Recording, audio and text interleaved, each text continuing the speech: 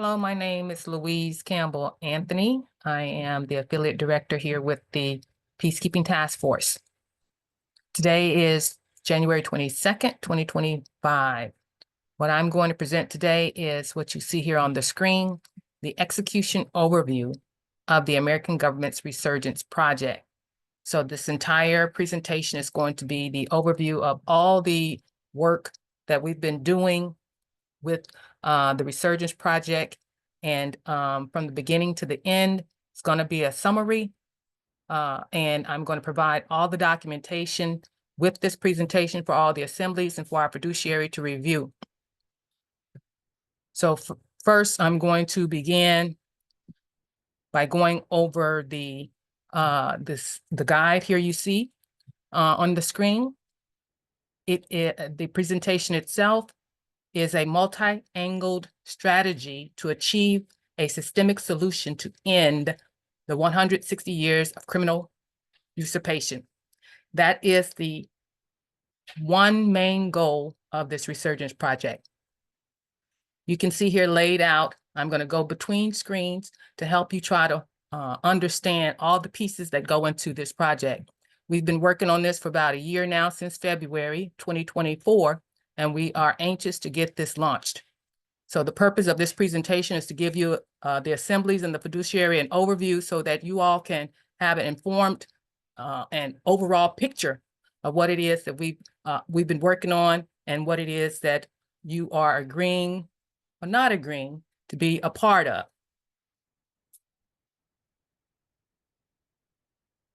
In this diagram here, I'm going to start here at the bottom and work my way up to the top of explaining in general what all these pieces are.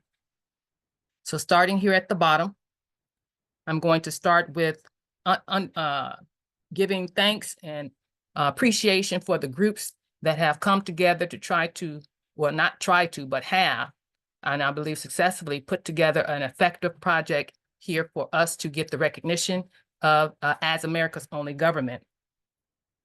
We have two main objectives, and that was to get the recognition as America's only government from our American public, from our government services subcontractors, and for the world nations across the globe. The second primary objective and goal of this project is to achieve that systemic solution to get the remedy for all the American people that will end the criminal fraud perpetrated upon us by our employees, the principals, and their subcontractors, who are the British territorial parent corporation and the Roman municipal United States parent corporations, and the entire conglomerate of the commercial corporations and the banks.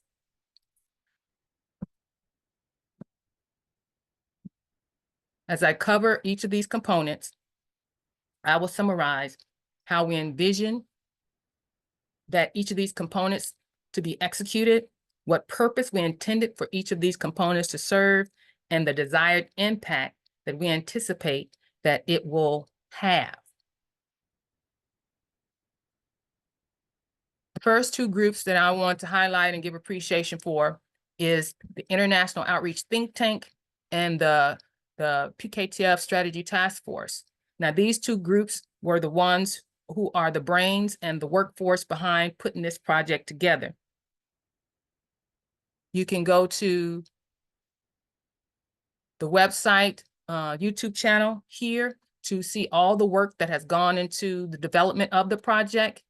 This is the International Outreach Think Tank coordinated by Tammy Healy on New Jersey. And then you can see all the work that the Strategy Task Force have done here on the Peacekeeping Task Force website. We have a playlist here for you to take a look at all the work we have been doing in getting and fine-tuning the strategy. And back to our graphic here. So those are the two fundamental groups who's putting forth the effort to get things together so that we can bring all the 50 nation states, put them on the map. The first part of the project started with a postcard. I came up with the idea that as the American government, we need to tell the American public what the crime is that has been perpetrated against them. And so I came up with the postcard idea. And that's where it all started. And this is but the postcard idea has developed to what you see here now. I'm going to go over the postcard idea, that where it started and where it is now, and how we expect to execute it. There's two types of postcards, and that's where everything starts, is with the postcard. And I stopped calling it really the postcard campaign, because it's an international public notice campaign, and we can actually execute it different ways other than the postcard. But the postcard was chosen at the beginning, back in February, when I brought the idea to Anna. I had selected the postcard to be the medium because the Postal Service is the official medium of our American government. So I thought it appropriate to use the Postal Service. I know it can be expensive, but that is the medium back in the day of how we communicated.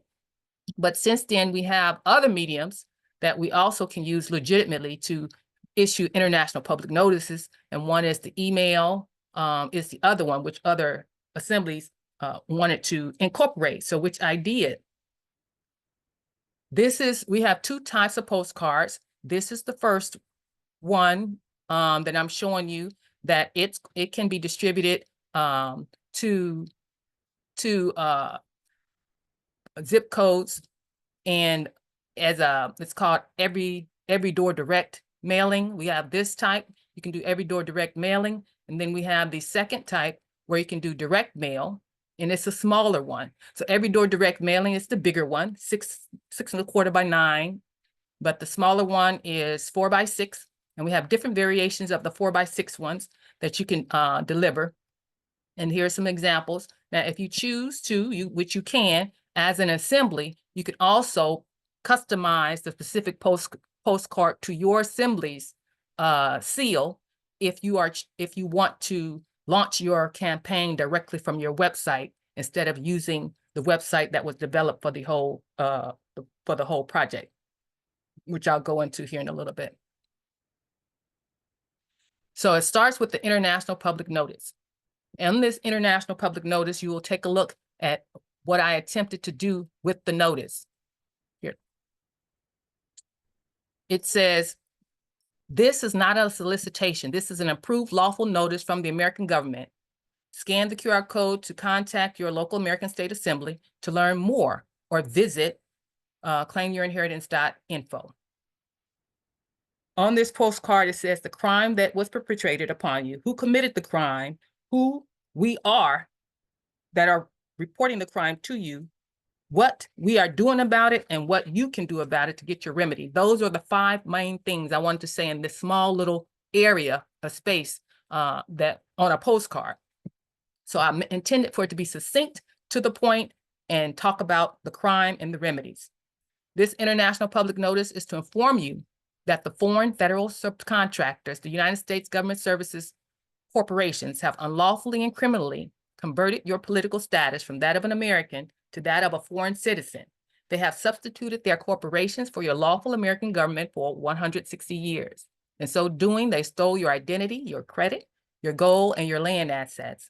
We, the Federation of States, DBA, the United States of America Unincorporated, your lawful American government established in 1776 and restored in 2017, are suing them for breach of trust, breach of contract, and fraud to recover these assets on behalf of the American people. To claim the birthright and financial assets you are owed, contact your local American State Assembly to correct your political status. This is the massive outreach that we're going to do in the Resurgence Project to all the people on the American soil. Not any specific, we're not limited to anything, any group or any areas in specific, but we are going to streamline and focus this strategically. It is set up so that you can focus on a zip code at a time. And the zip code that you're going to focus on, that in the project, the main one we're going to focus on is going to be the zip code or the county that has the zip code where the state capitol is located. And as I explained the project, you'll see why I selected that particular county that has the zip code where the state capitol is. So just to give you an idea now to go over how the international public notice funnel goes. So you can send it out by a postcard, or you can send it out by an email. Other people, other assemblies who say that they don't have the budget for postcards, I created a template here for an email international public notice that you can also send out. To give the public notice credibility and to give it provenance, we have our Federation seal on it. You can have your state seal and the American civil flag on it. Now, there's two types of emails that I have here.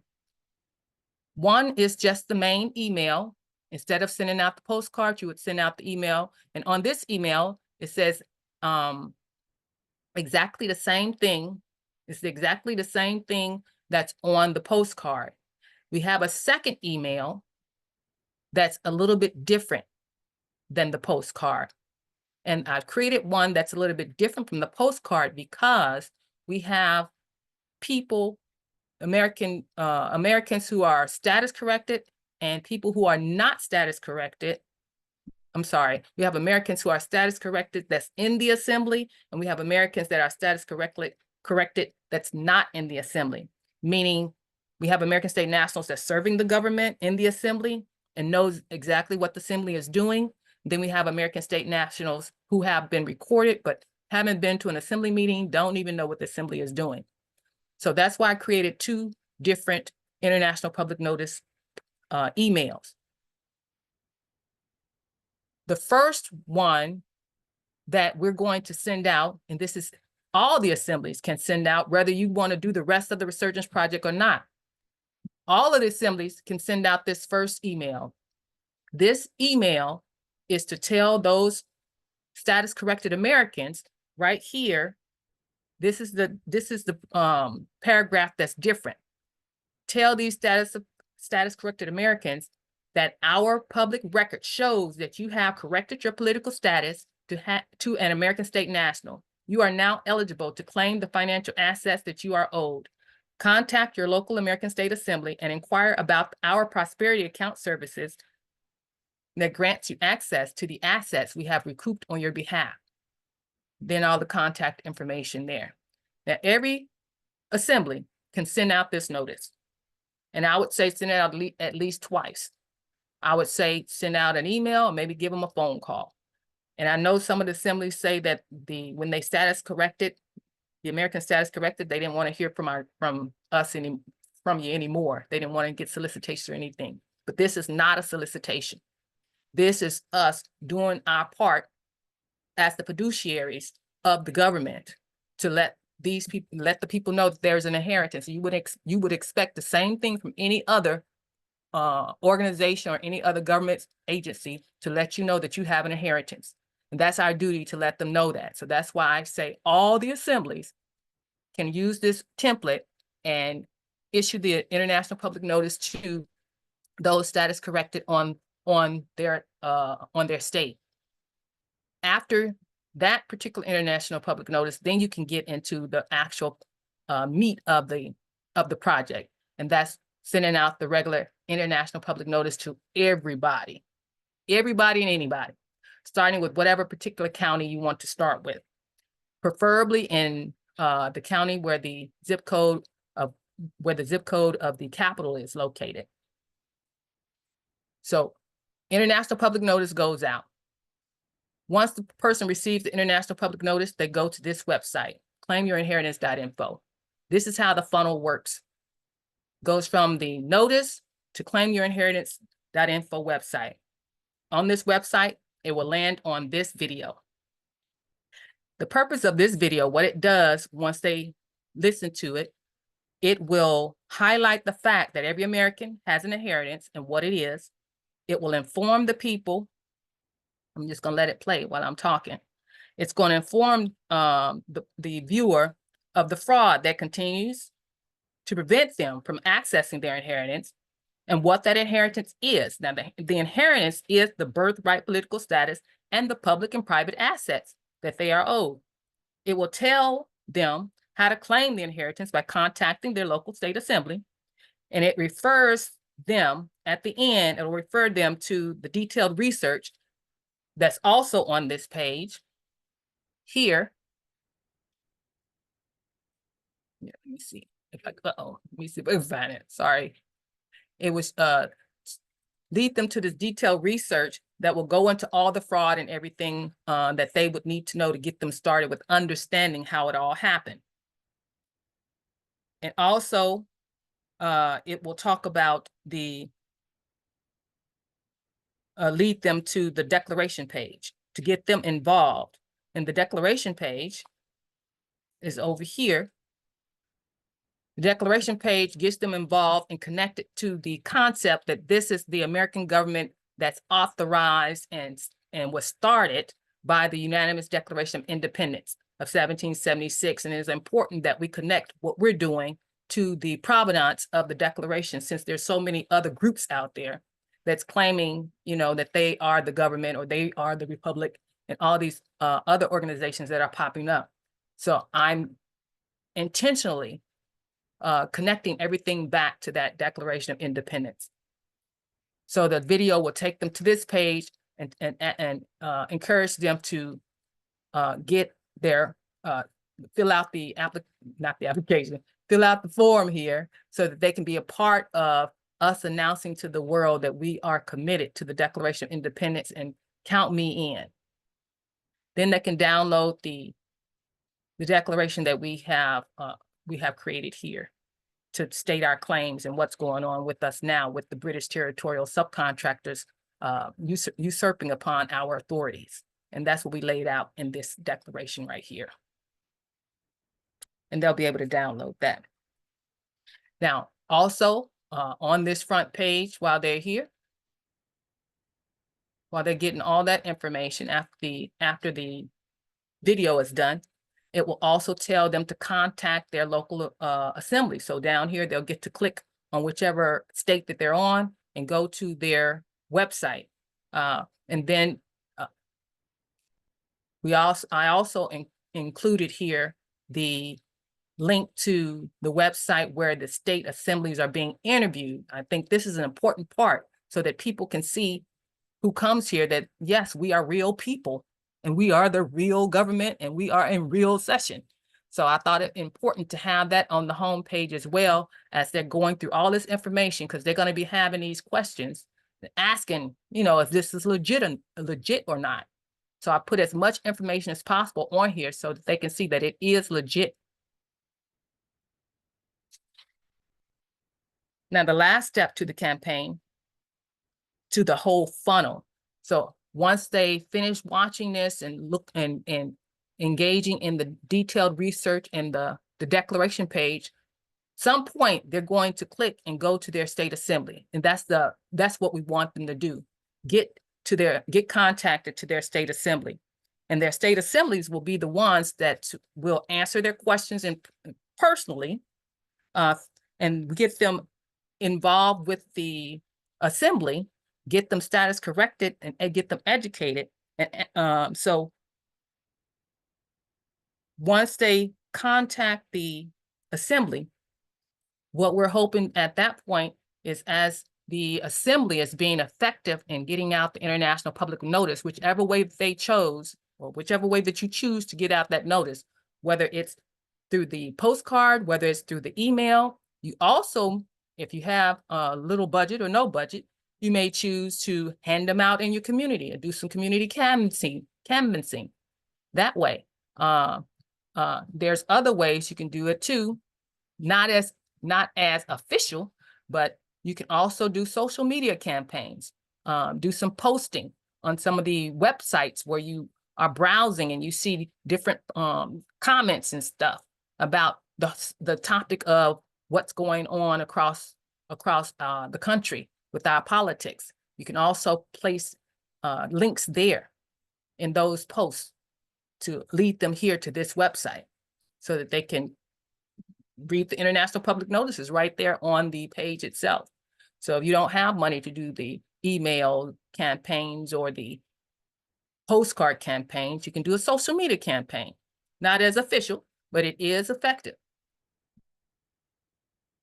Once you finish your international public notice campaign, whichever way you decided to do it, the next step for the Assembly is to schedule a public meeting. The public meeting is where you, as the America's only government, is going to go out into the public, show your face, introduce the public to their government.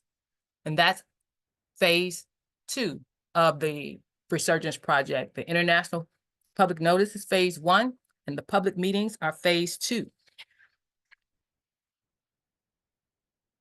We're hoping that the funnel that I just described, how it's going to work, that funnel will lead them to you, the Assembly, and that the Assembly will take them in and take them the next steps. The next steps is for them to come and meet you at your public meeting. Now, this international public notice is targeted at one zip code at a time. So we're just thinking about one county. I don't want the assemblies to be thinking about all the many counties that's on your state. We're just focusing on one. Those who have the budget are going to focus on the zip code where the state capital is. Those who don't have the budget, it's going to focus on the zip code that's they choose, whatever is most accessible to the people that's in your assembly. So at this public meeting, you're going to introduce the people to the American government. And I'm going to show you, I did do some templates for some flyers that you can create for a public meeting. There's certain items I put on the template to help guide you guide the assembly on what it is that you can talk about at the public meeting, which is these 5 topics of discussion I got here. This is one type of flyer that you can post out. We got another type of flyer that you can post out.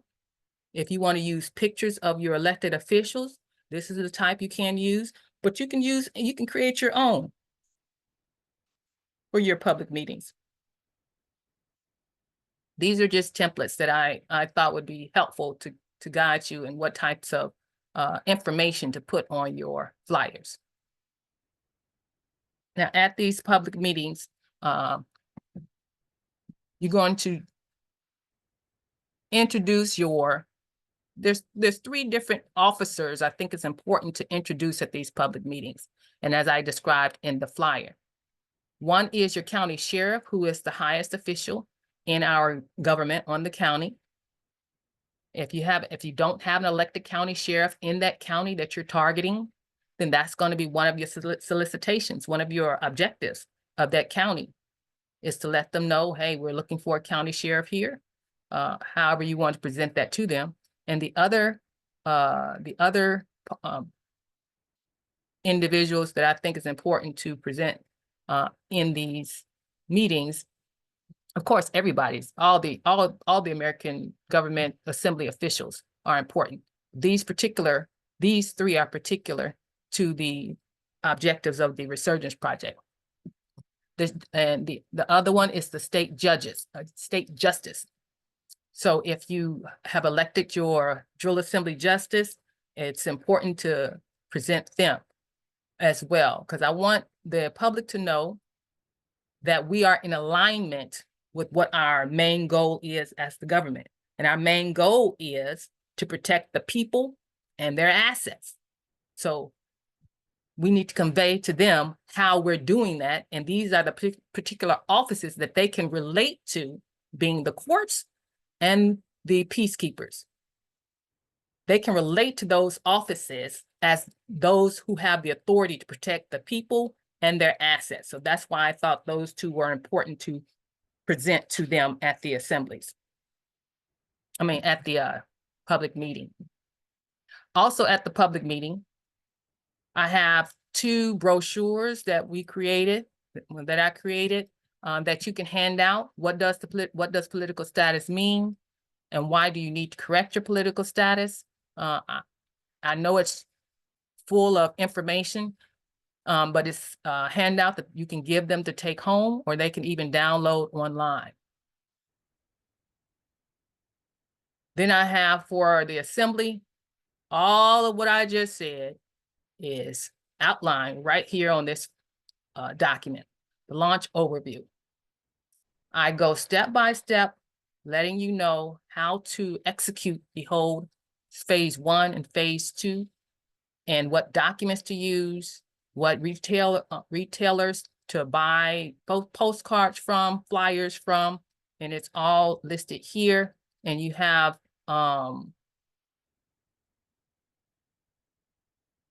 links at the top, have the instruction video where you can go, and I explain how the launch process works in a video.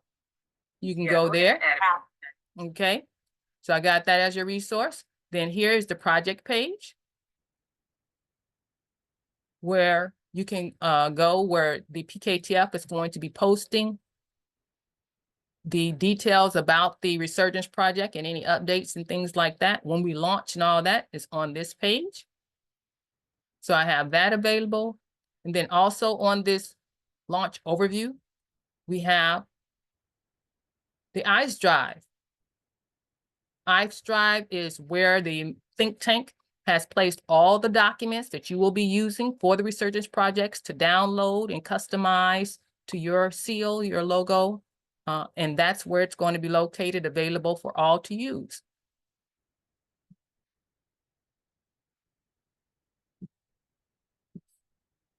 What do we intend to accomplish at these public meetings? We want to be able to witness people's autographs for their declarations.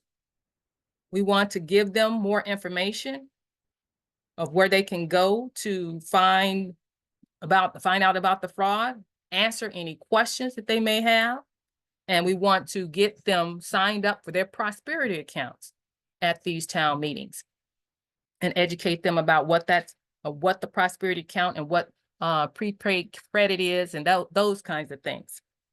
That's what we hope to accomplish at the town meetings. I'm going to go back to my diagram here.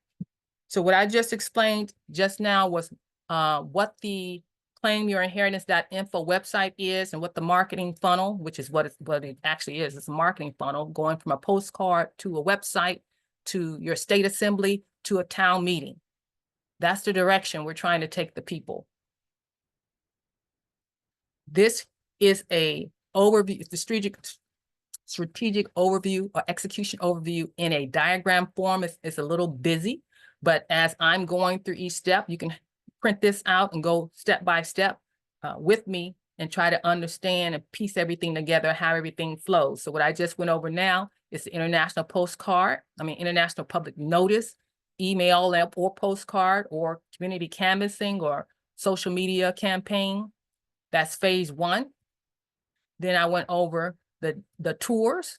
I'll call it the public meeting county tours, where you can start with the county that has the capital in it, or you can start with the county that is most accessible to your assemblies, given the budget that you have, and you want to get that sheriff elected in that county, and a coroner, who is also one of the highest officers that we have. So those are the 2 officers that you want to focus on having elected by the time you finish your campaign in that county. So that's how our campaign works.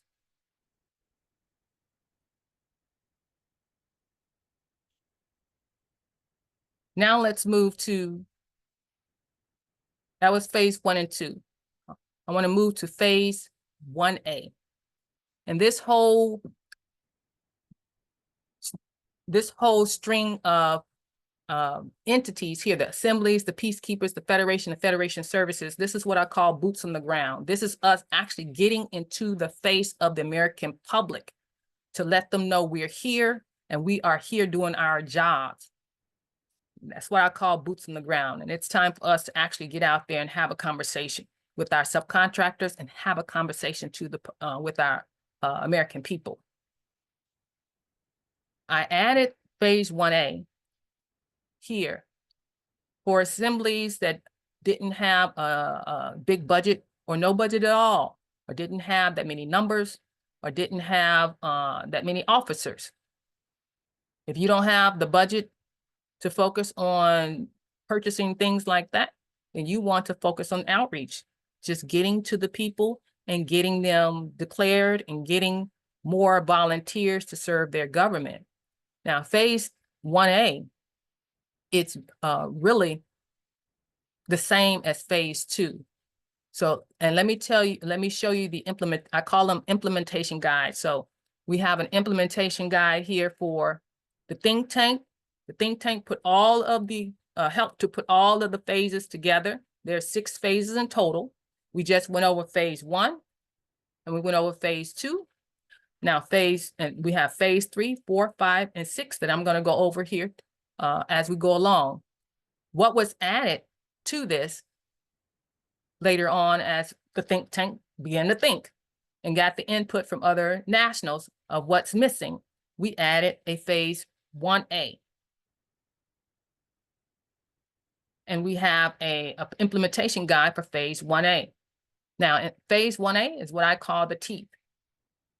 Main concern, most nationals who's working on this project is, what is the teeth? What is the enforcement? How are we going to get these people to listen to us? How are we going to get our subcontractors to listen to us? How are we going to get the American public to listen to us and take us seriously? So that's where phase 1A comes in at. Now, phase 1A is the objective of it is to get the American people involved with realizing and manifesting the remedy for themselves. Now, this phase 1A was a little bit controversial among few of us who was working on it in the strategy task force, because my approach is a little bit different than what we've been working towards so far. And what I mean by that is we've been focusing on getting American state nationals, or getting Americans declared, and then working within our jurisdiction to get our American state nationals protected from the onslaught of the subcontractors from the sea and the air jurisdictions onto the land and soil. Well, my approach was a little different from that. I wanted to go out to all of the American public, because in our understanding, we know that the birth registrations were fraudulent, and everything that's fraudulent is null and void from the beginning that it was created. So in my strategy, I started to think about how to reach everybody, because we're all in the same predicament. The main predicament we're in has to do with those birth registrations and those Federal Reserve notes. So my approach was trying to get those public laws that we just passed. We just passed 3 public laws. One of the public laws, when I read it, I thought, this public law seems to have outlawed birth registrations and what it's saying in the first 3 paragraphs. That's this first one. I didn't know about that when I created the strategy for phase 1A, the teeth. But when I read these 3 paragraphs, it makes me think that we've already done what I was thinking we needed to do. And I was thinking we needed to outlaw birth registrations. And this was controversial because people on the strategy task force and other American state nationals say, and we've been taught, we have to protect and respect people's right to contract. And yes, we do. From my vantage point, though, and me actually doing that, I have to protect their right to contract. And that right to contract has to involve full disclosure. That's how I need to protect them. And if that birth registration contract did not have full disclosure, then I need to protect the American people from that fraud. So that birth registration is not a valid contract.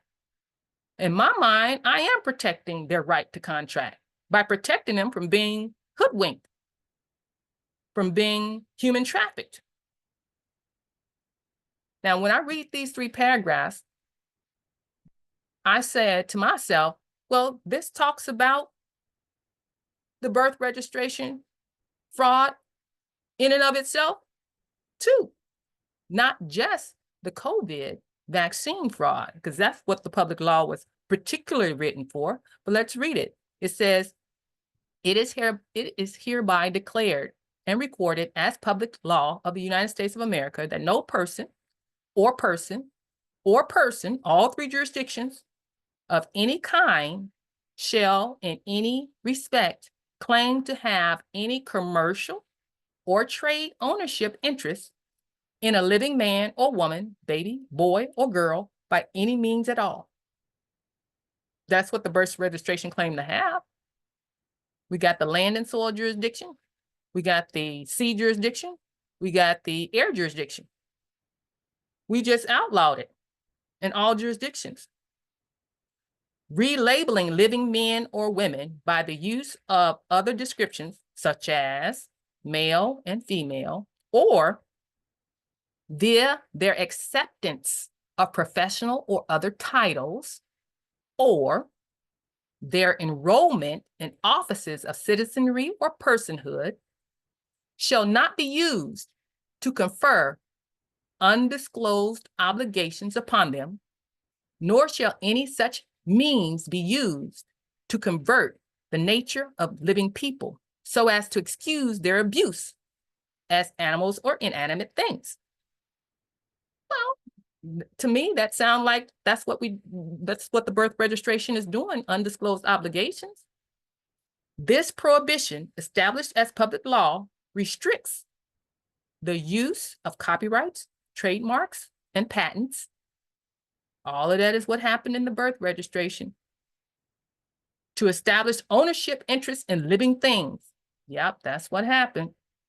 And in particular, now, this particular part is where it comes in with the GMOs and the COVID. This is in particular. But all the other stuff is in general what the birth registration did. So what I wanted to do, I connected that with a declaration of land law to bring forth that public law. And with that declaration of land law, I created a criminal information notice of liability. So all those are written down here, which you're going to be able to look through here later, because I'm going to provide you all these documents that you can see and follow along here with as you're watching this video. That's the declaration of land law for the birth registration and declaration of land law for the Federal Reserve notes. I could not separate the registration from the Federal Reserve notes as I was looking through the how to strategize this. So all this is in here. This is the teeth for 1A. What we're going to do with this is put it in the hands of every American that we're talking to at our town meetings. You can see in this example, in the layout here on the top right, I said, this teeth is what we're going to use to apply public pressure. We're going to tell the public that they should have had all these remedies in the first place. Now, the remedies that I'm referring to is listed here. Let me go to it here. I call them one fell swoop list of remedies.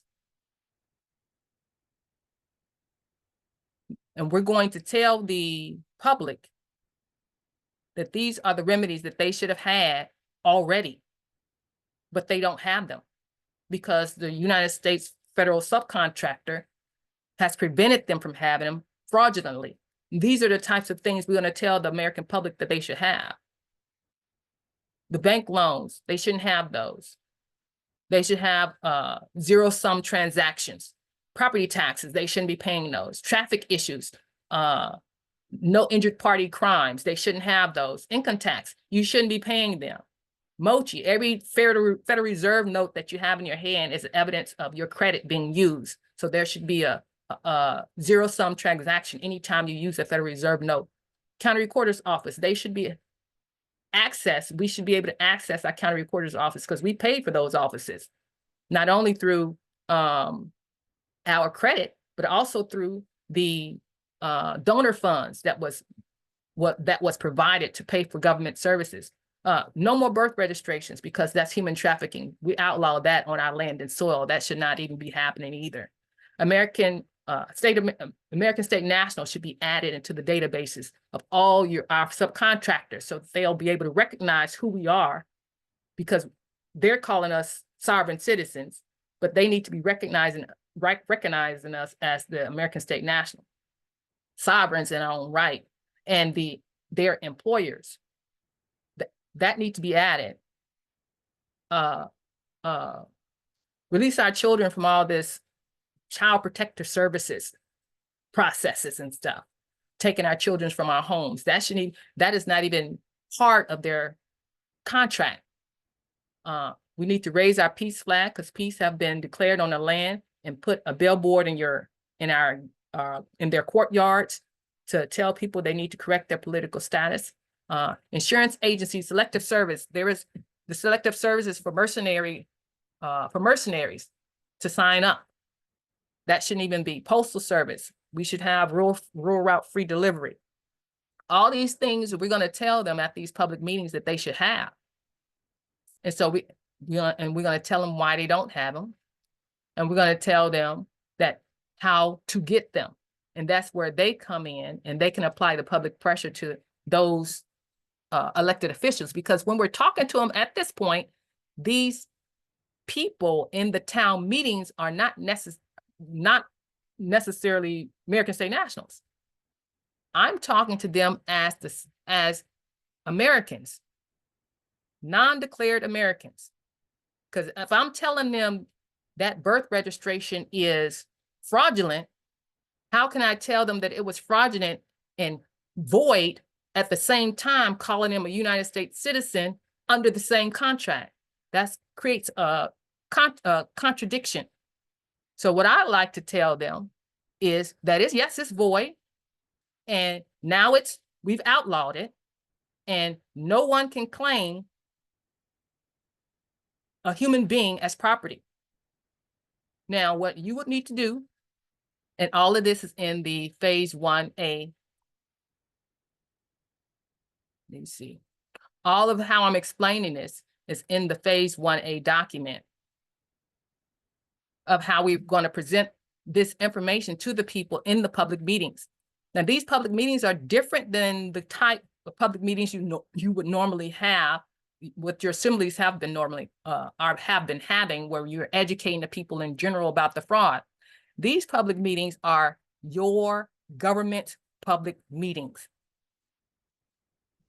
I want you to think of them in light of you as the government.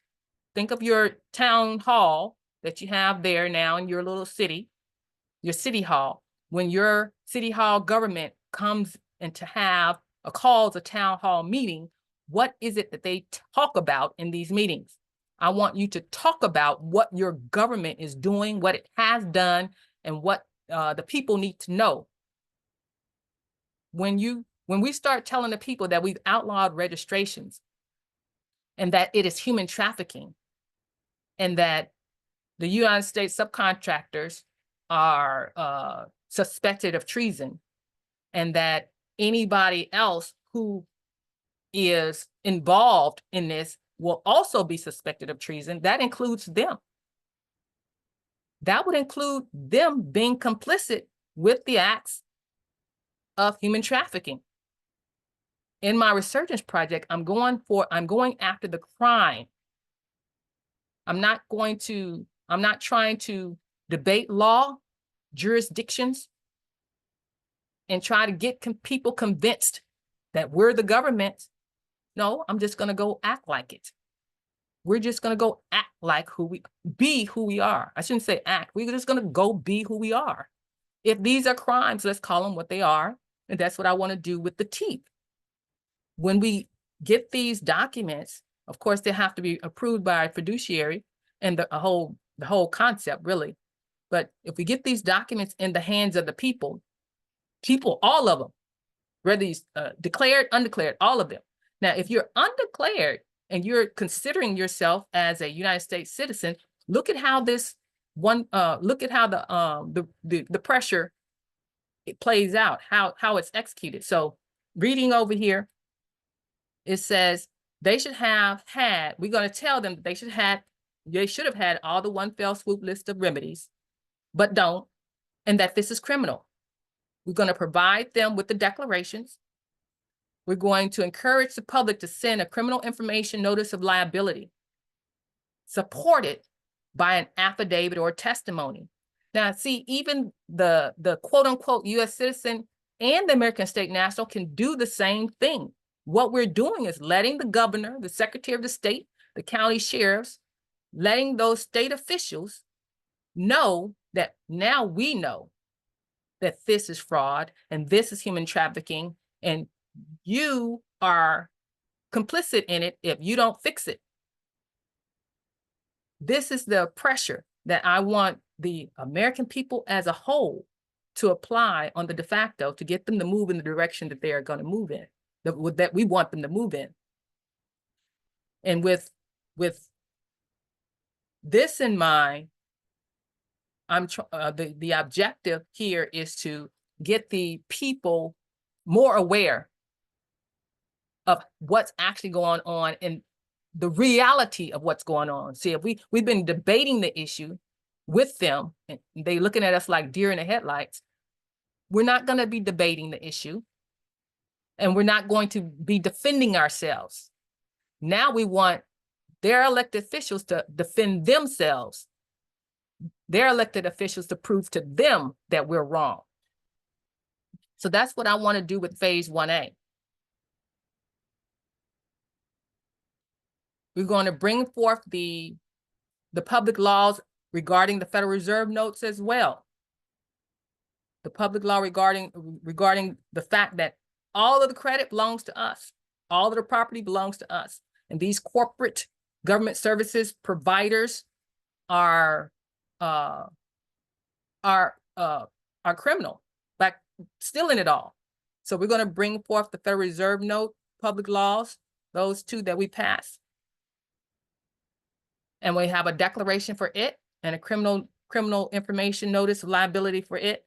Those two things we're going to put in the hands of the public and have them carry it to their public officials.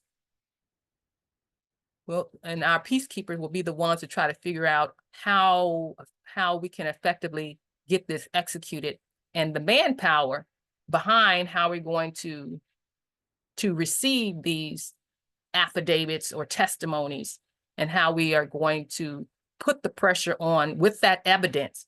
So we can't have evidence of crime if we don't have people, if we don't have a name and we don't have the action, evidence of the action actually being done. So as people become aware that they are complicit with the crime when they are putting their names on these birth registrations as the informant, then they're going to have to decide whether they are complicit with the crime or are they going to save themselves. And that's what I call putting them in position where they are now, they now know about it. Now they can be held accountable for it. So that's our public law and us bringing forth the public law in the public meetings. That's our phase 1A. Now our phase 3 is where our peacekeepers come in, our PKTF liaison, a militia commander, our county sheriff, and continental marshals. Now we have an implementation guide for them as well. This one here. This one got things added, taken away. Where you see blue and you see yellow in these implementation guides, that just means stuff was added, taken away, changed, move here, move there.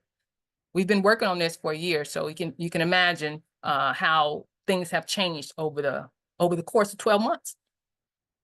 So the transference of government is what this strategic plan is about. Phase 3, where our peacekeepers come in. It's in the phase 3 is where we're going to actually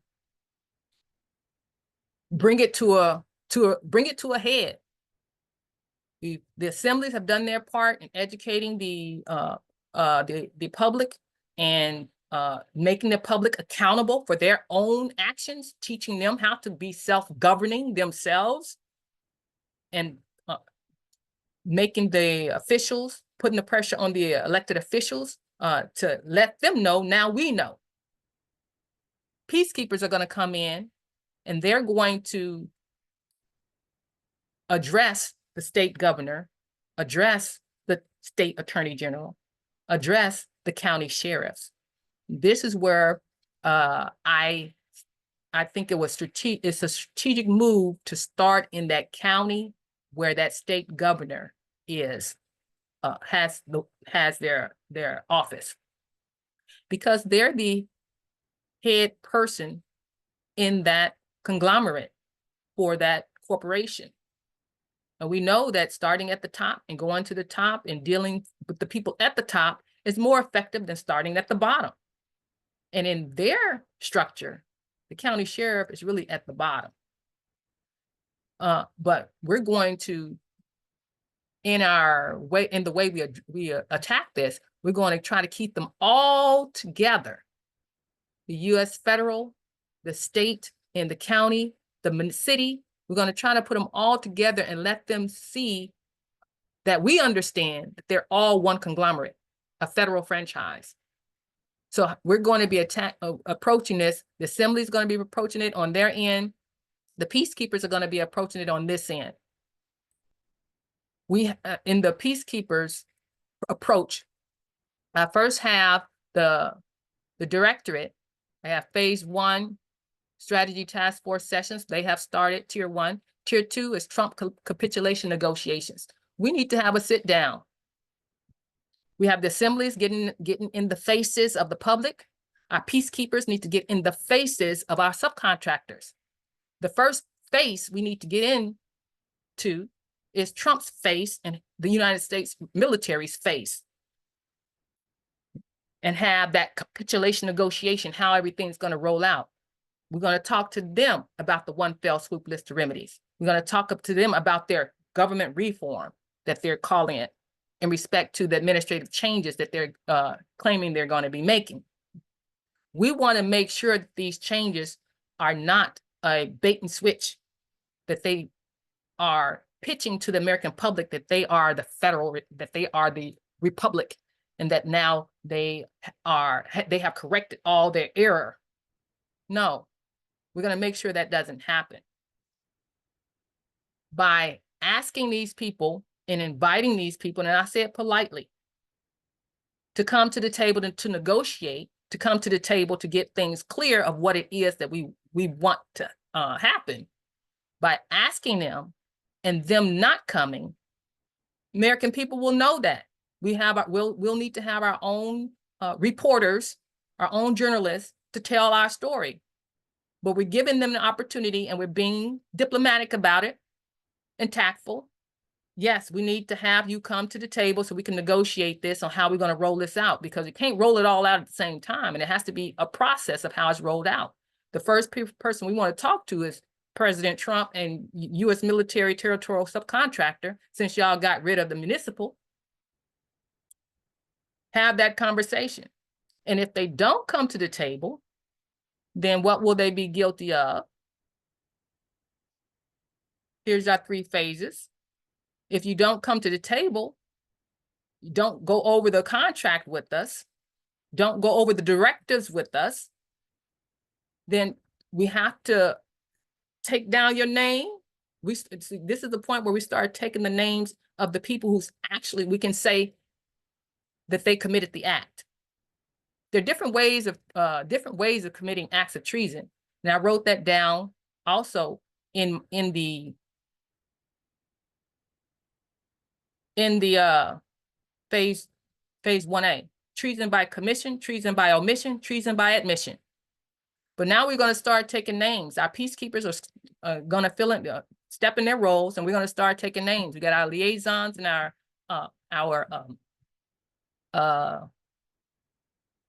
militia commander, our people, the officers that are more, what I want to say, neutral, to go out there and try to get them educated, let them know what the declarations of land law is, let them know what the constitutional contracts are, let them know what the criminal information notice of liability that you will be if you don't, do what it is that according to our contract. That's what we're going to be letting them know. Then if they don't sit down and have the conversation, we're going to either have a conversation where the transference negotiations, where we need to tell you what we need you to do as far as the one fell swoop list of remedies, re-education program for your de facto county sheriffs, your de facto recording officers, all that. These are the things we need to negotiate on how we're going to be implementing in cooperation. And if there is no cooperation over here, there is no cooperation. Well, if they offer their cooperation, of course we can offer them amnesty. But if they don't offer their cooperation, then on the right we just start taking names and figuring out. Our peacekeepers have to figure out how the warrants and the arrests and all that will have to happen. That's where we are with phase 3. That's the role of our peacekeepers, and I'm just putting them in the role, and we got to figure out how we're going to do this. And I know it's a grave undertaking. This is where we are, and we're in a critical point where this transition is happening with our subcontractors, with Trump in office now, and the language is changing. We need to make sure it's not a bait and switch language. This Trump capitulation negotiations, this sit down we're talking about with Trump and the military. We want the fiduciary there. We want the directorate there. We want at least one person from each of the 50 assemblies to be there. That's where those entities will be involved. The next tier is where just the directorate is going to be involved with the diplomatic immunity status. We're going to have a sit down with the U.S. Department of State, where this is where I think we get our recognition as the American State Nationals, as that name. And there's a approach to that also. After that, or not after that, but all this is really happening at the same time. We have secure the capitals. Now, security capitals is what you saw here in the diagram, where you go 1, first line of defense, second line of defense, third line of defense, from the militia commander, the liaison, to the county sheriffs and the continental marshals. They'll come in as, depending on how the de facto responds to the first line, it will determine when the next line of defense comes in. We have to strategize that and to know when to move, how to move, at what point should we move, who it is we should need to talk to. Those are the types of conversations that we as the assembly are going to have and plan for before we actually even do this. But this is the phase 3 for the peacekeepers.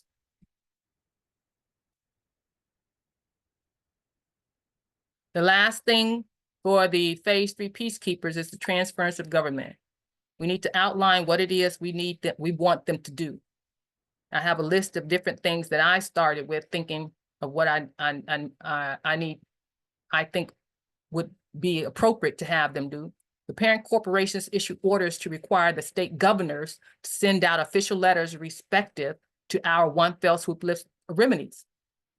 We are making of the territorial and the municipal to their appropriate agencies and departments and require them to immediately implement, and require an answer back in writing from them. of how they intend to carry it out. These types of directives is what we as the American government need to have listed, so that when we have these conversations with Trump or have these conversations with the governor, we know exactly what it is that we're requiring them to do. Americans don't have to wait till you fix your computers in order for us to get our remedies. American State National need to be added to your databases under that category of quote unquote citizenship, and exempt should be by their name.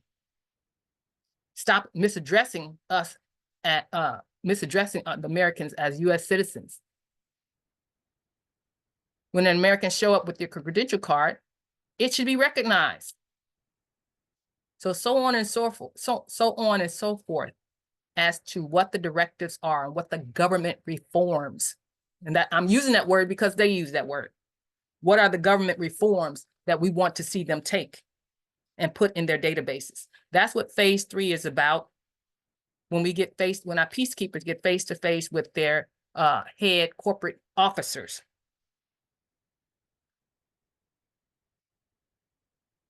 In Strategy Task Force Session 3, I get into detail about how I envision all that working.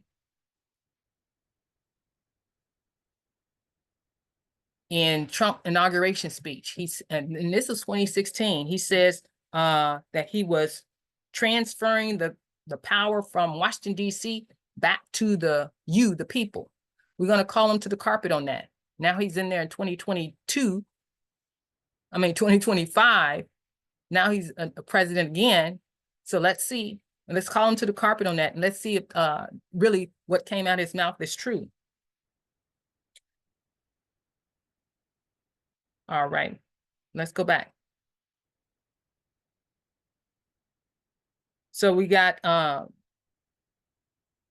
Federation doing their part.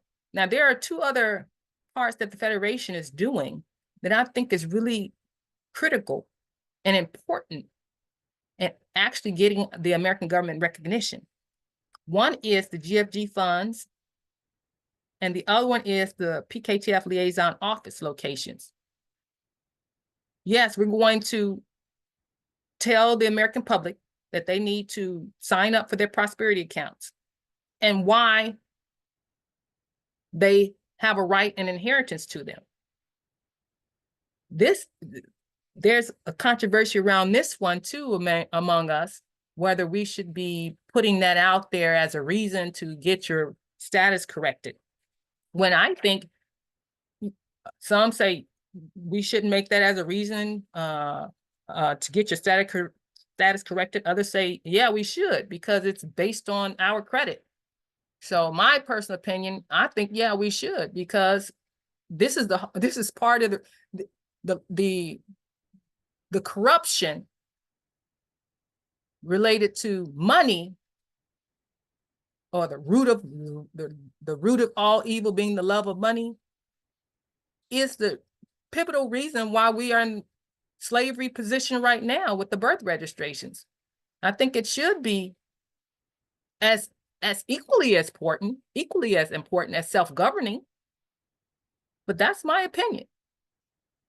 So the prosperity accounts and the evidence that we have done our part in protecting their assets is what this demonstrates to the public, to that they can know that we have recouped this for you, and you can now come and claim it.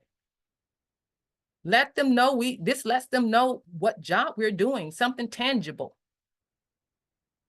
Now, the other thing I think is important and critical in us being recognized as America's only government is the PKTF task force requirement to have a physical office. Legitimacy you have to have some type of storefront, some type of place physical that people can see, that conveys to them, yes, I'm legitimate, I'm here, I'm real.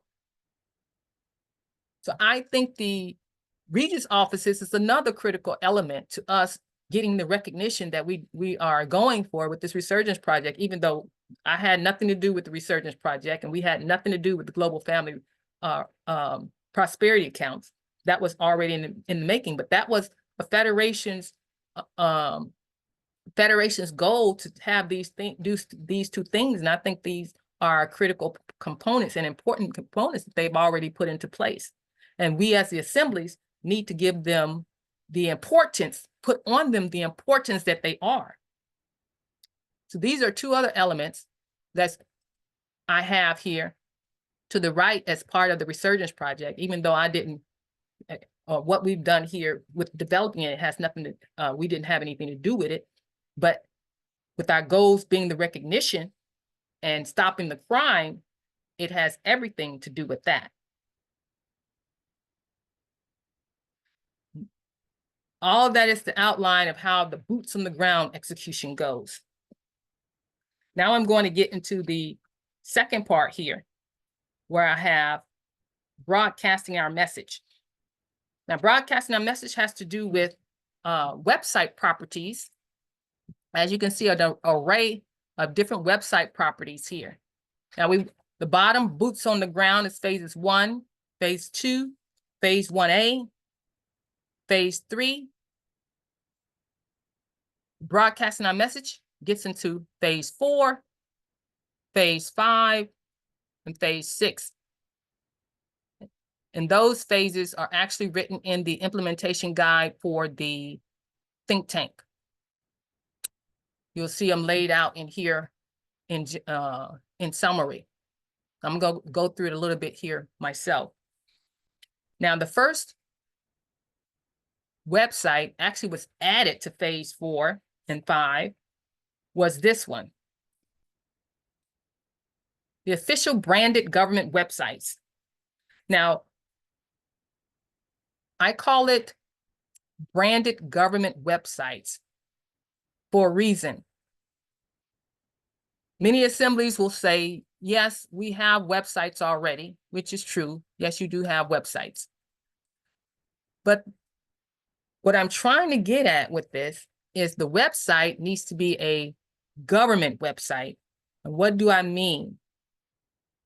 Government websites provides information about the government services, not so much education.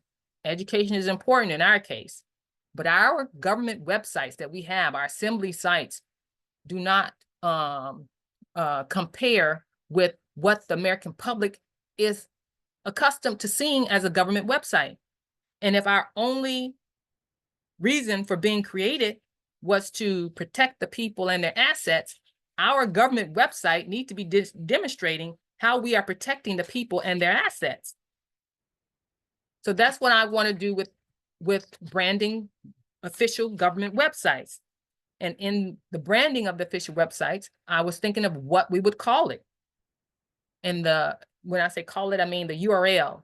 What would be our URL at the end? And my vote is for .land. I think Texas has it correct all along. .land is the ending of what I think all of our websites should be. There's a controversy with this one where they said, well, the Federation's website is .us. Should it be .us? Others have said, hey, we can get a .gov too. My opinion, my vote would be for .land, because we're talking about the land and soil jurisdiction. Our government is really at the county level on the land and soil. We could use soil if we had it, but we don't. It is not, I don't see it as .us or, this international part. I see it as the fundamental foundation part of the county. That's where the government is. Everything else is an instrumentality. That's why I would use .land. Now, for the official American government website, these are the things that I would think would be important to have on it. I would have and this is also an educational piece where we're educating them of how your government, our American government, is to be structured, how we're structured. On here, I got the Republican states, I got the nation states, and I got the subcontracted government services providers. I think it's a bold statement for us to make, to put all three of them on our official government website. When people go look for us, this is what I want them to see. And if our subcontractors have a problem with us, they're going to have to come to us. They're going to have to prove to the American public that we are fraudulently infringing upon their copyrights. Let's see them try to do that. This is how on the government website, I have show our seals, show the fact that we own the seals, we own the flags, and they have delegated authority to use them. This is the message I want to broadcast. Also on here, I have connected where the Continental Congress to educate people on the differences in the Congresses. I have the different services provided by the Federation, the services provided by the counties, and I have the land recording offices.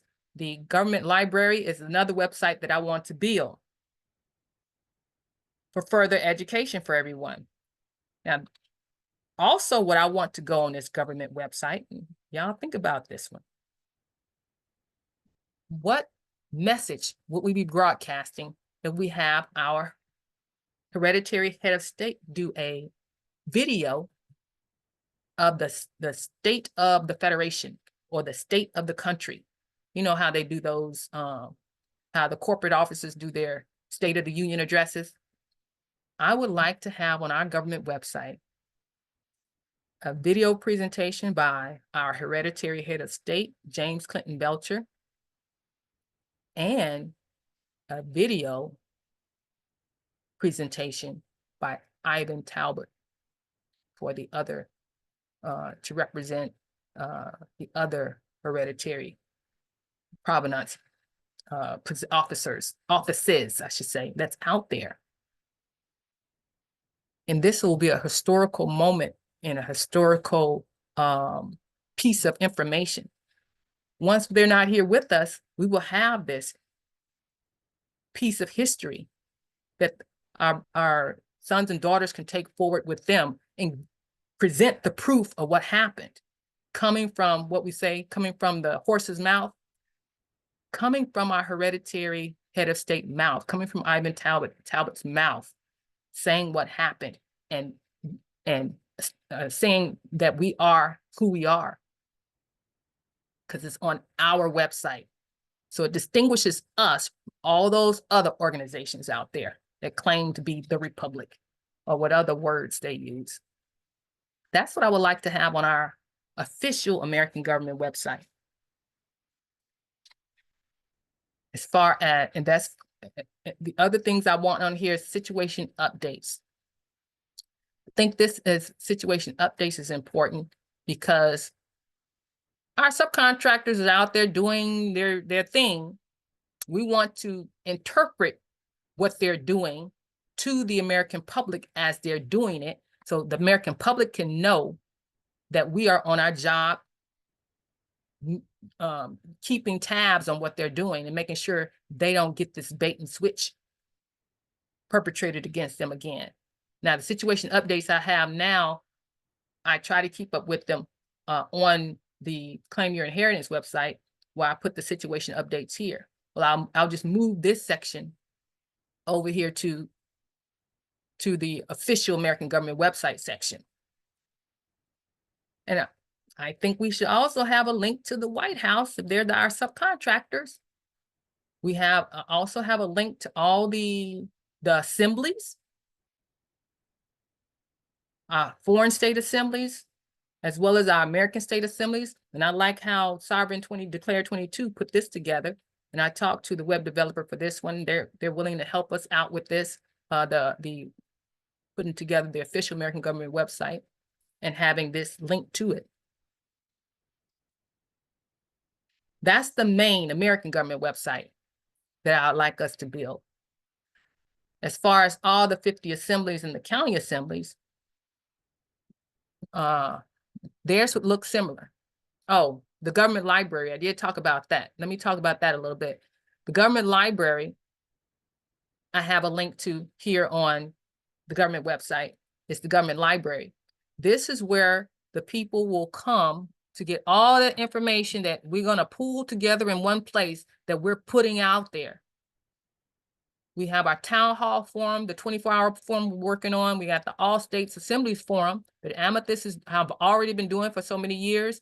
We have the TASA website and the glossary website. We have the newsletters, the podcasts, the interviews our fiduciary have been doing, the Assemblies interviews that they've been doing. We have the articles, 5,000 plus. We can categorize, put them by category. We can put them by number and date. And then we have our archives with our historical documents, with the Articles of Confederation, the Northwest Ordinance, the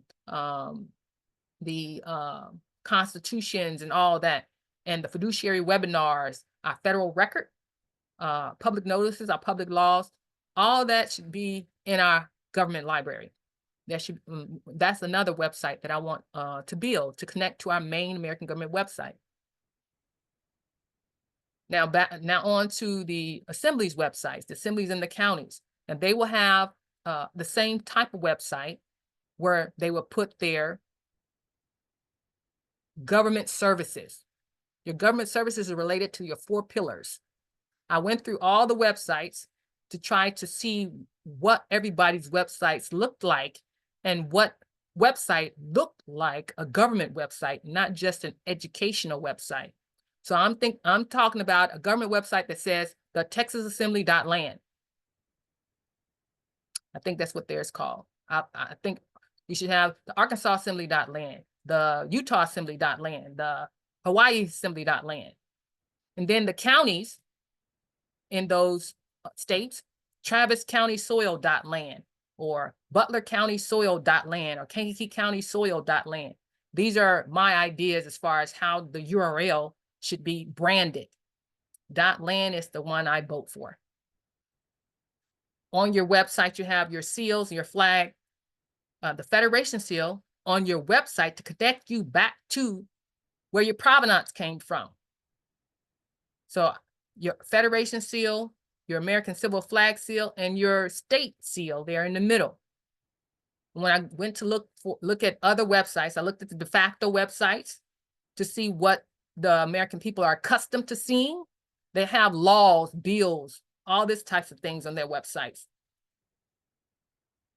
Then I looked at our websites to see what we have, to see what on our websites would qualify as quote unquote government. Public law, federal registry, public notices, those types of things I think should be added.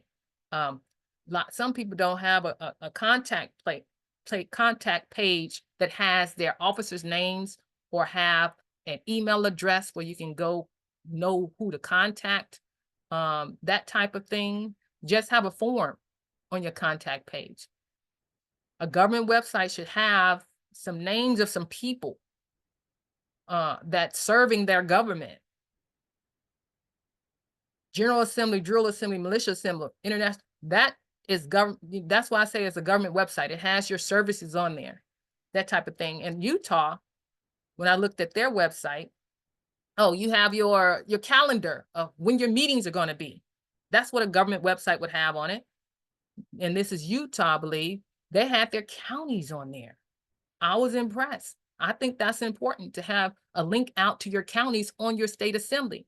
The state assembly is the protector for the county. Have your emergency tab, your peacekeeping task force, all those particular elements I would want to build into your government website. And if you're looking at this saying that's a lot of work, that's a lot to go back and do. Yeah, it is. It is a lot of work. And I'm talking about us being viewed as the legitimate American government. And this is the standard that I think we have to rise to if we're expecting to get the respect that we deserve. That's what a government website would look like. Now, we do have a websites property development team that will help any assembly develop this. The other parts here to broadcasting our message. We have news websites, 1776union.tv, 1776union.com news blog. We have the video news, and we have the video news, and we have the news in print. Now we're coming out with a newsletter, the Resurgence newsletter. It's going to be out in February.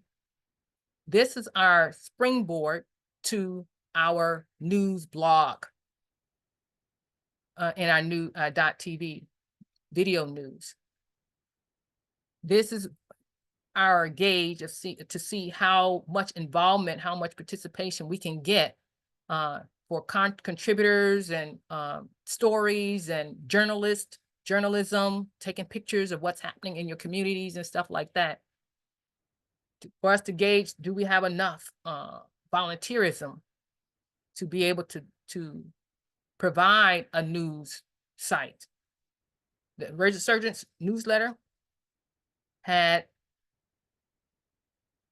many people who put forth their effort to write the articles and things like that. But now we need somebody who wants to take it on for permanently. Well, I shouldn't say permanently, nothing's permanent, but on a long-term basis. So that would be our foundation for building out our news sites. Now, the news sites, the .tv site is a video news platform. I want to have schedules. We have things going on that we can make a schedule for. We have education, litigation education. We have constitutional law education. We have podcasts going on. All that can be on our schedule. The layout of the video news platform, we're going to have Federation News, de jure news, de facto news, global news, galactic news. Then we have a section. These are different sections that I envision to put on the website. Of course, we can change it as the website properties team start to develop it to see what's best to put on here. But the one thing I want to point out in our news website is this area here. It's not really part of this website, but it's going to be it's going to connect to this website, and that's our American State Nationals University platform, where we're going to have education on different topics, lawful processes, classes, series, documentaries, things like that will go into our American State National University's platform. So that's another website that we want to build. Part of also is going to be a section called The Bridge. The Bridge is where I want to pull from different patriots and truthers out there who's telling it like it is, and highlight them in a section here, even though they're not American State Nationals. We want to bridge and create a connection to those other types of organizations. We need to start networking with those types of people, because in actuality, a United States citizen is only by contract. If these people don't have a contract to work for the territorial subcontractor, they're not a U.S. citizen. We already talked about a little bit about the fraud from the beginning and all that. Yes, they need to correct their political status. Yes, they need to do their testimony to say, no, I wasn't complicit in it. It was them. That's the reason why I think they need to correct the political status and do the testimony, because we can't presume upon them that they're innocent, just like they can't presume upon us. It goes both ways. And in an investigation, you can't, I mean, we know that they're crooked, but your name is on the document too. Now that I told you that they were crooked when they handed you this document, are you going to be complicit with them, or are you going to cut ties with them and say, no, I didn't know? Well, you have to, they have to tell us that as well. That's my reason for saying that they need to correct their political status. So all these Americans who are not declared are Americans too. And and even if they were United States citizens, Americans can also be United States citizens. They are just holding dual status. That's the message that I want people to get. I was confused at first with the messaging that we have when I came into the assembly. But now I understand that United States citizens are Americans, can be Americans, because they are Americans who have a contract to work for the United States government. And when they finish that contract, then they just go back to being Americans. It's important to have the bridge. That's my point. Because we need to network with the people who are on the same page regarding the most important things. I think that should be a section on our website. In developing docuseries and documentaries, people who are videographers and things like that would be on the on the TV platform. And then on the printed news platform, you have the printed events, articles, things like that. Now, these websites are nested, I should say. There's main two websites, the video news, the printed news and the video news, but they're nested in that the American State Nationals University is connected to it. The Town Hall Forum Library is connected to it. Then we're going to have a WooCommerce store. A store, Sovereign Declared did a great store. Here, let me see. They have a great store that they published. And and the publisher of that store said, yeah, they'll help me or us publish one for the American government. And that's this store here. I like how they have their layout there. All kinds of merchandise that promotes civil flag and sovereignty and American State Nationals. People really need to have a place to come and get that type of wearables and wear it on their bodies and broadcast and be proud about it. That's important to broadcasting the message and having people embody the message. I think a store is important for that. That's going to be nested here. I want to have a library of music, 528 hertz music, love music, a kids website, a membership portal for the newsletters. Membership doesn't mean you have to pay anything, whatever the newsletter, whoever newsletter it is, not just the PKTF newsletter or the think tank or international think tank newsletter, not just those letters, but any national who have a newsletter about crocheting or about farming or about whatever newsletter you have. I want it to be available in the subscription, newsletter subscription portal. All of this is what I envision us doing for the section here, broadcasting our message. Now, there's one other thing that I think is important that we don't leave out as far as websites. This is TASA's website. Well, I think it's TASA's website, but it has to do with American State Assembly businesses. The business issues, the company issues, the corporation issues that we're going through right now is because these businesses have gone rogue as corporations who think that they are the value when they're not the value. The American people, just period, people are the value. But they've got it misunderstood for whatever reason. It's important that we promote American businesses, unincorporated businesses. Corporate businesses is okay too. Incorporated businesses are okay too, as long as they follow the law.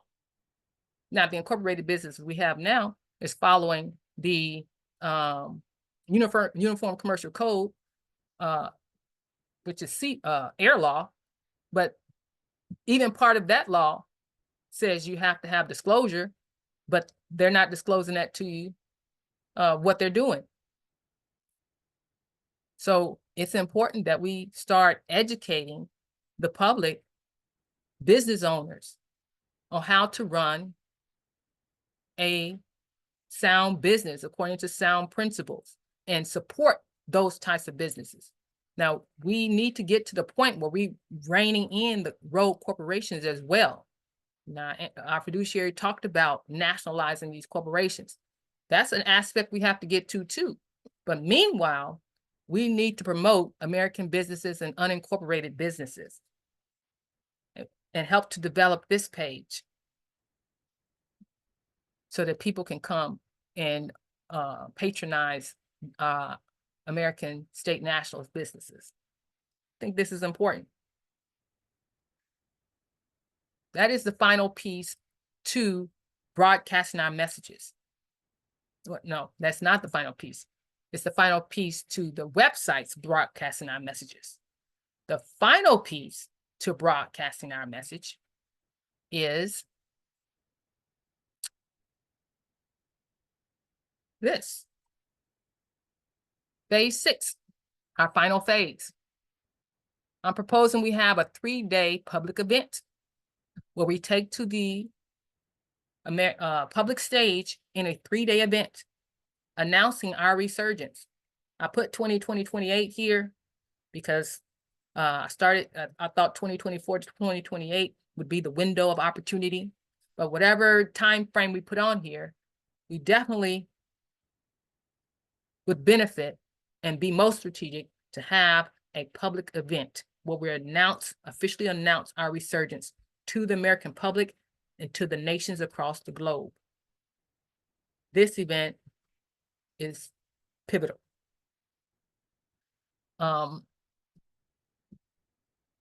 The think tank implementation guide talks about this here a little bit, that event there, phase 6.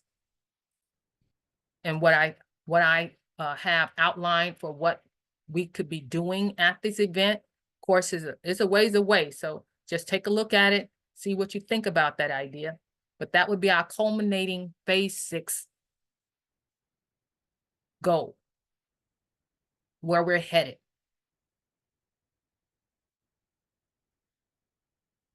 That is the completion of all 6 phases in summary. Now, let me address some of the questions that I know you already have, because I've entertained them already. And let me address what our next steps would be. So in the guide here that I'm going to be attaching to this presentation, I have a section here that says no budget, few numbers, assembly and conflict. What do you do? How do you get involved? I wrote some answers down here of what do you do and how do you get involved? Do you have to sign an agreement with the PKTF to participate? No, you don't. Do you have to have money to participate? No, you don't. Just start. I tell you, fit in where you fit in. If you don't have money, focus on outreach. Focus on outreach in your backyard, wherever it's most feasible for you. Just, you can get involved at whatever level you are in. If you have few numbers, or if you have, if you have few numbers that you want to do. If you have a lot of conflict and people can't get along too well, then maybe you need to get some assistance. You can get a hold of the PKTF, and maybe you can get some assistance with conflict resolution to get some standards, some protocols outlined for you, so that you can get busy and get your boots on the ground as well. If you're not ready, you kind of don't know if you have the wherewithal or the information or the tact or the way to approach it, we will be providing training. The Peacekeepers will have a training series put together by the Executive Secretary, Adam Boyd. And for the assemblies, I'll put together a training for the assemblies to know how to approach with those declarations and those the criminal information and what to tell the public. So we'll put together training for that to give you some direction on that. So if you have an issue, just bring up the issue and we'll try to address it and work with it and see how you can work around it or fix it in order to participate. My goal is 50 states, a federation of 50 in full force is what I call it. And we want everyone participating and accounted for and getting your states standing and seated and your counties. And there, another critical approach that I have here that's a little controversial, and that is I'm trying to get the state assemblies boots on the ground so that they can stand up and seat their state at the same time that they seat a county. In my opinion, if it was me, I would not seat a state if they can't first demonstrate that they can seat at least one county. Why do I say that? Because the state is an instrumentality of the government, which is on the county. Their job is to protect those counties. So they have to demonstrate for me that they can at least protect one county. That's how I would approach this. And I know we've been trying to seat our assemblies before we get to our counties, but for me, that's kind of, I don't know where I'm going unless I can seat a county, because that's my end resolve. So in the American Government Resurgence Project approach, that is what I'm going for.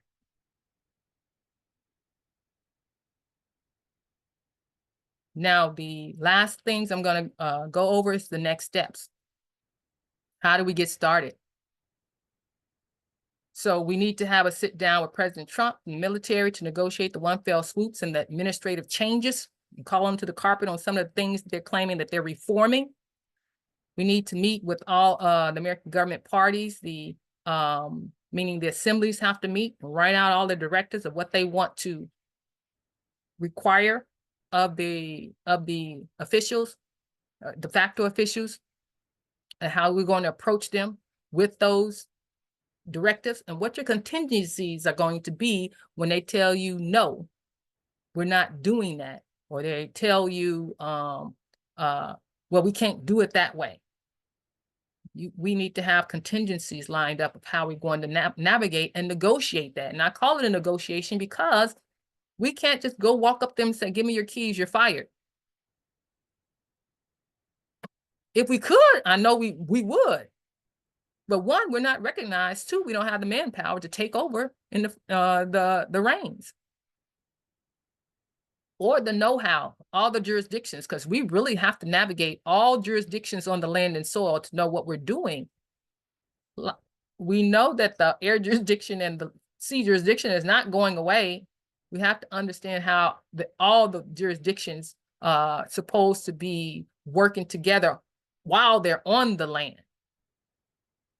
We need to pass a public law. If the public law that I read out, the ones we've already passed, is not appropriate for outlawing birth registrations. I need the fiduciary to tell me, can we outlaw birth registrations? Did the public law outlaw birth registrations like I'm thinking that it already did?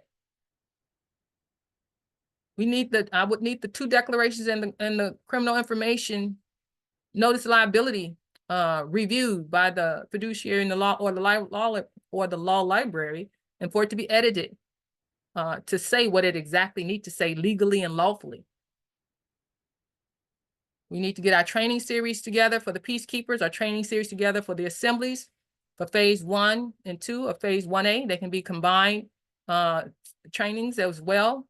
We need the PKTF Directorate to get together and devise their approach about approaching the U.S. State Department with the diplomatic immunity status request, or should I say demand, or should I say directive? However we're going to approach that.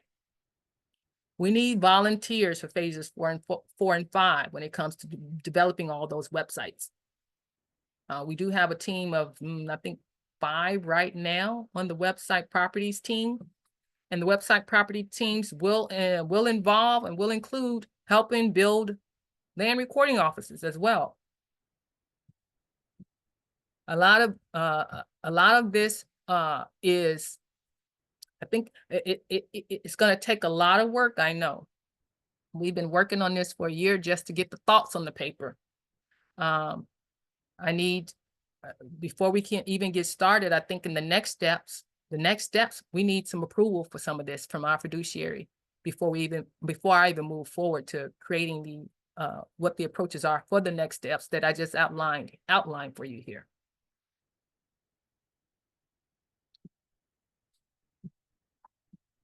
I'm going to attach with this presentation all of the documentation here that I've used.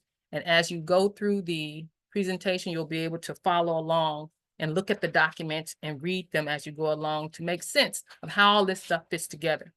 And what I need from you is for your input on what do you think about the strategy. If you see anything missing, if you see something it's not lawful, if you have any other inspirations of your own that you would like to add.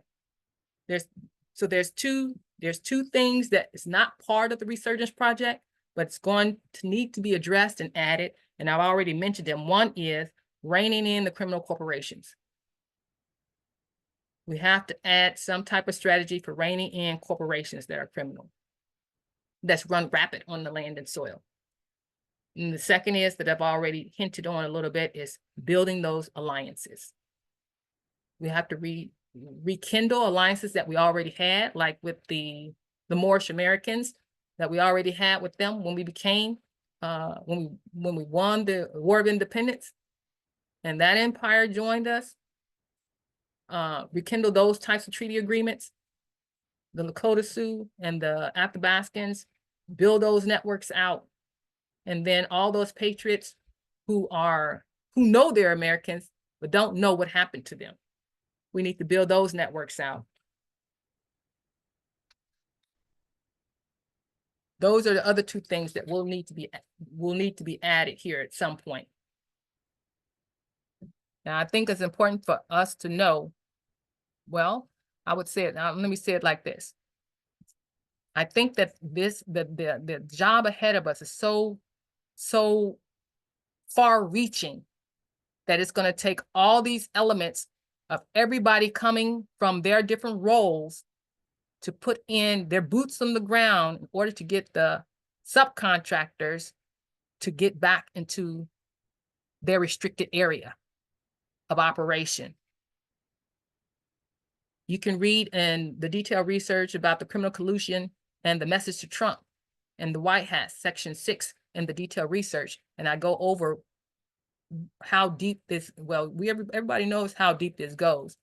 But now that we have the municipal subcontractor and the territorial subcontractor now combined together somehow, however they're doing it, we need to understand what's really going on before our faces and take advantage of this moment in time, this very critical moment in time, very primed for us to take our place on the world stage as America's only government. And that's how I like to say it. Thank you.